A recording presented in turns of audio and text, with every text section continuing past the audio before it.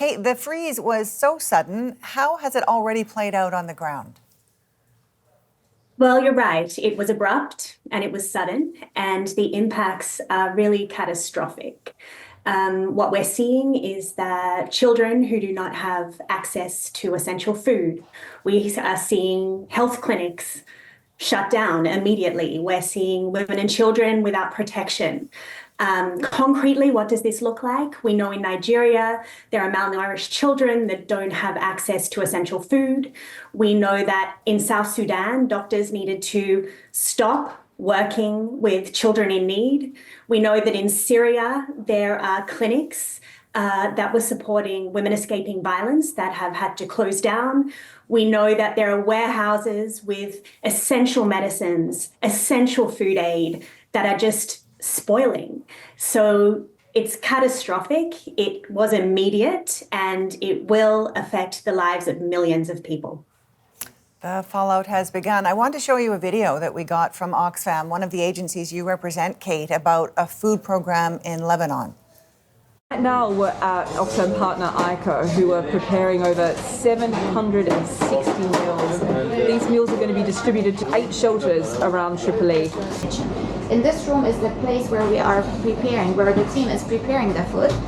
Here is the kitchen where the food is being cooked and everything prepared to go out to the packing section to ensure that the meals are equally set and distributed. So, Kate, what is the impact of losing a program like that? Well, the impact is that people who are relying on essential services like food, like healthcare, do not have access to those.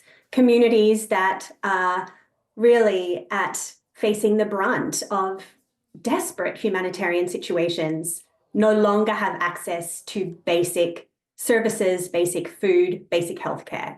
So the impact is devastating for those communities that are so deeply affected. Noam, beyond these tangible benefits to providing foreign aid, you say the cuts make the world less stable. Yes, I mean, to Kate's point, the cuts have been very sudden, and there are responsible ways to reform. And what we're seeing so far from this effort is it seems to be a barely veiled attempt to eviscerate foreign aid. And U.S. foreign assistance actually has a lot of geopolitical implications around the world. So, for example, our relationships with the communities and the countries that U.S. foreign assistance serves will be directly affected by the current cessation or lengthy pause in assistance delivery. And that will affect those relationships for a long time to come. But it will also create a gap into which U.S. adversaries would be all too happy to fill. So China, Russia, moving into spaces, turning and pointing towards the U.S. and saying, this is how unreliable the U.S. is as a partner, work with us instead. That will have major implications for U.S. foreign policy.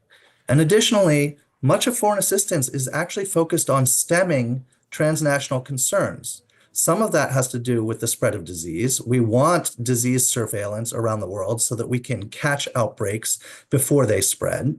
And pandemics do not recognize political borders. We're fooling ourselves if we think that they can. And additionally, foreign assistance also is focused on stemming violent conflict that prompts a lot of population displacement, so migration issues, as well as corruption and crime, trafficking in people and drugs. All of this will be affected by the foreign assistance freeze. Okay, and Kate, this week Conservative leader Pierre Poilievre also said he would slash this country's foreign aid.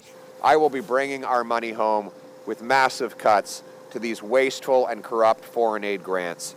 Is this part of a wider shift in how the West interacts in the world? Well, we've just heard the really important humanitarian value of foreign aid, as well as the powerful strategic value of foreign aid. Foreign aid makes the world safer. Foreign aid builds markets for countries to grow, but also markets for Canadian businesses to access.